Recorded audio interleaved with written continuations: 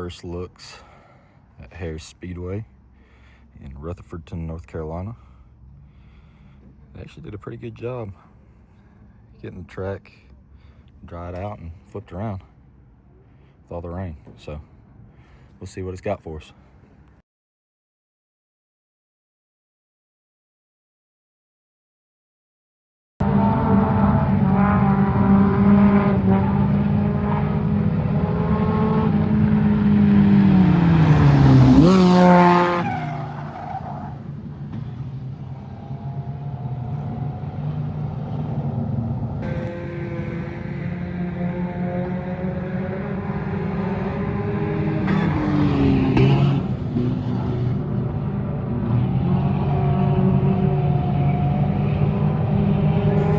What's going on, everybody?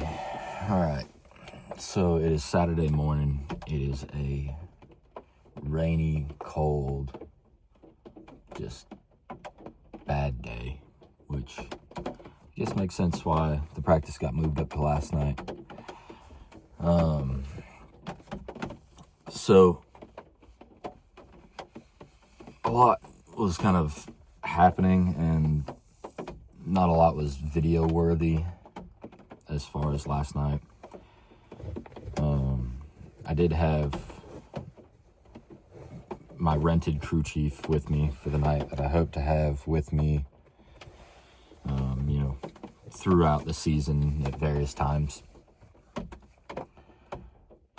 And he was the only person there, so he was also my video guy, and he was trying to video and run the stopwatch, which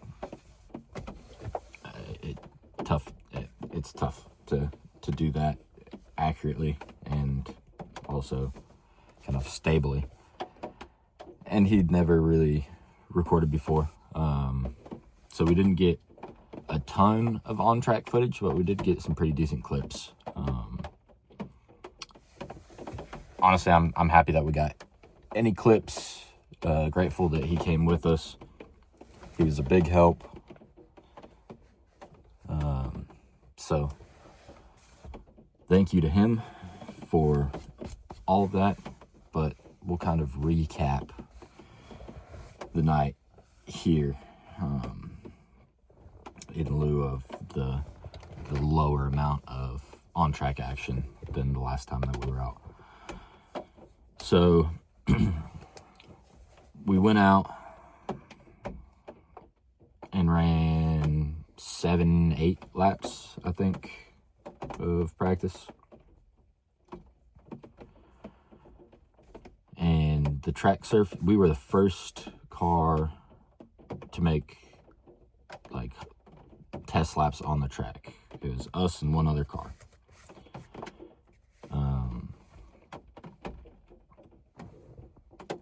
The surface was, I really liked the track surface. I'd never ran a car on anything like it before. It was like a clay sand mixture.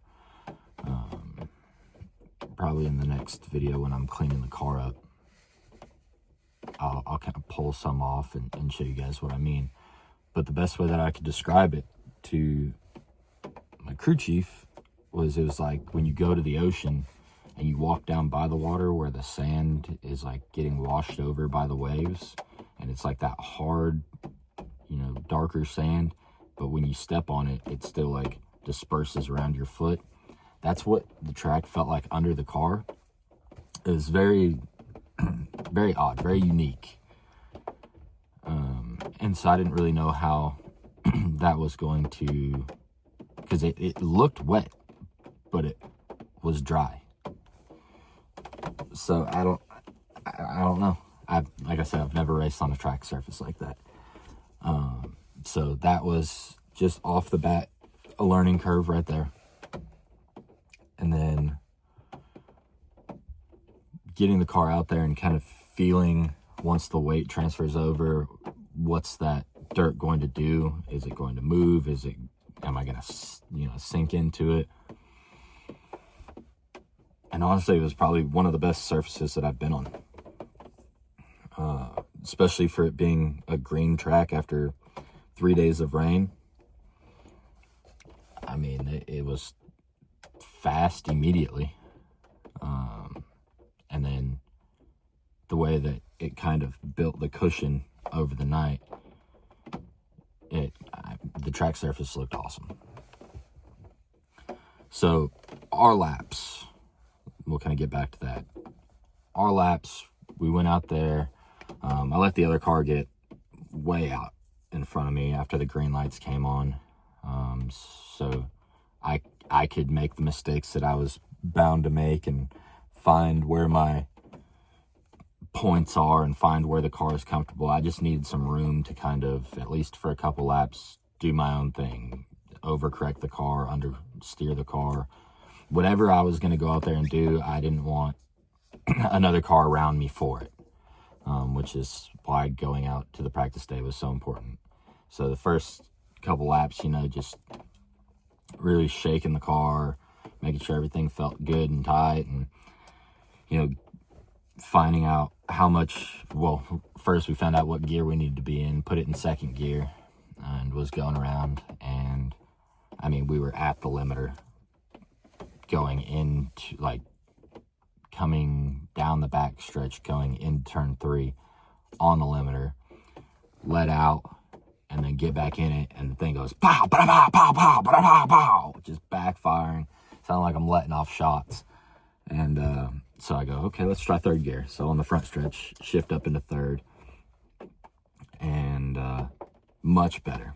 We would get right to the brink of the limiter when we would run, 2-ish consistent laps in a row, right at the point where I was driving it into in the corner. We would get right to the limiter where you'd hear it kind of go bam, bam, bam, bam, bam, and then I'm out, and then bam, and I'd get back on the gas and be perfect.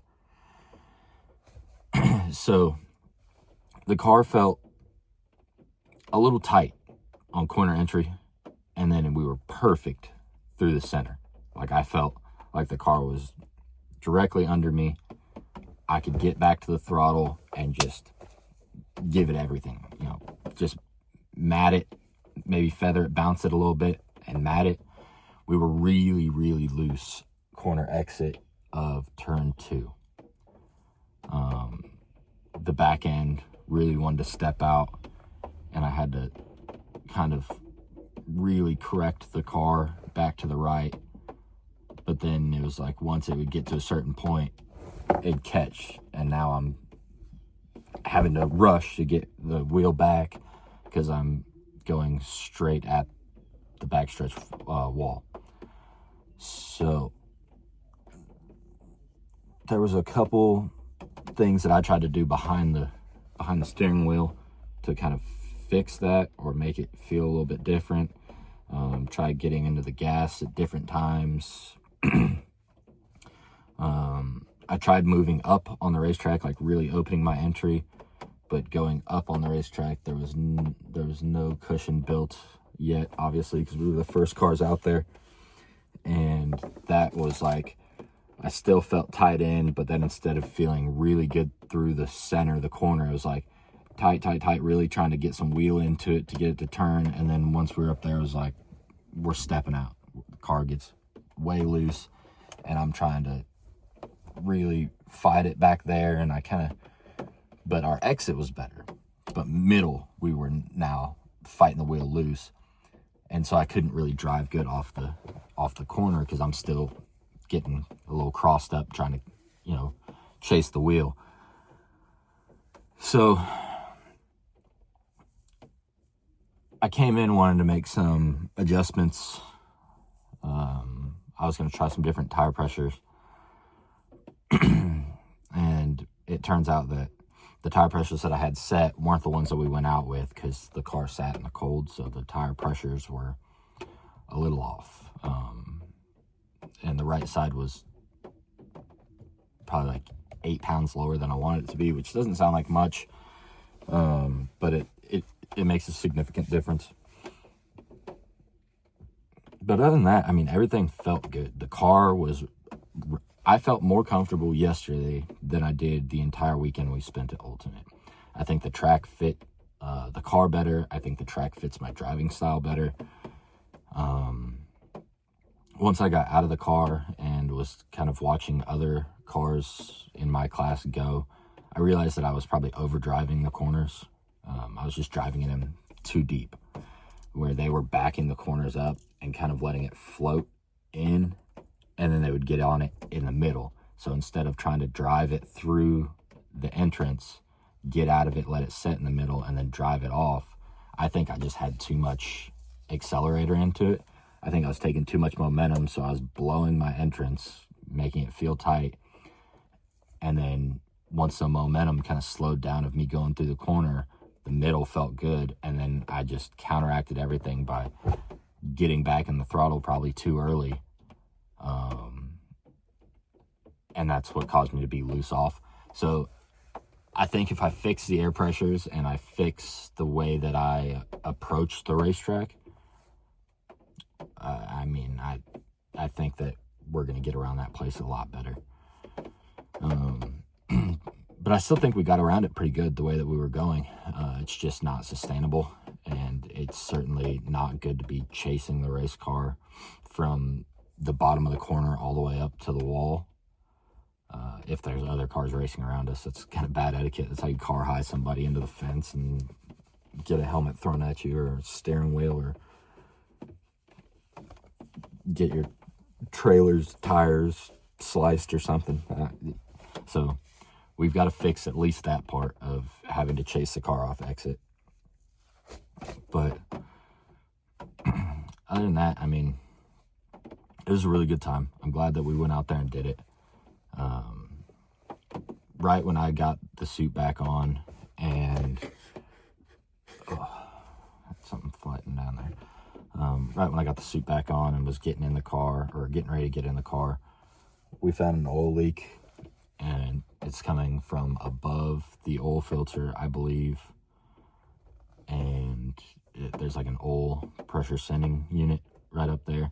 So I don't know if that's cracked, or it may even be the housing that the fuel filter sits in. Could be, have a gap or something. But it was a steady enough drip to where, one, we found it because there was a puddle of oil under the car. And like I said, it's like a sandy clay surface, so for it to not just absorb into that sand, it had to be dripping since we parked the car. So in 20 minutes, there was enough to where it was a sizable puddle. And then had the crew chief under the hood, and he was trying to identify exactly where it was coming from. It's kind of tough to see that portion of the motor from up top, and you can't really get underneath the car on the ground like that.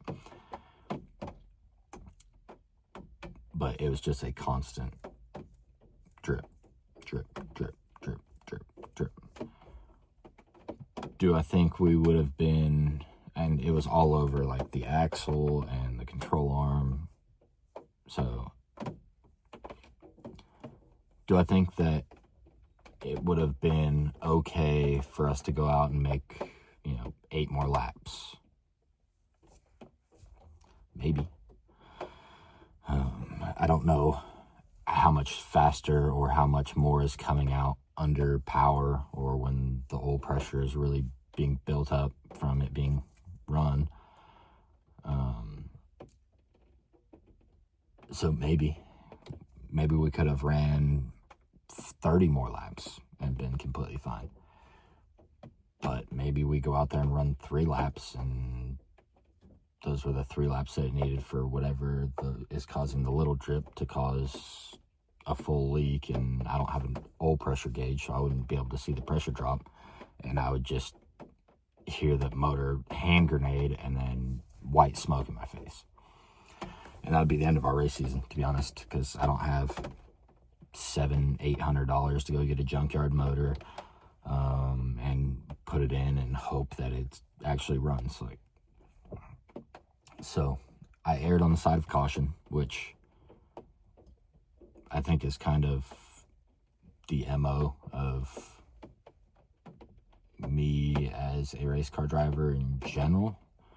I don't really like tearing stuff up, because I don't really love having to pull stuff apart and fix it and spend money to, you know, fix stuff that I didn't have to if I would have just taken care of it.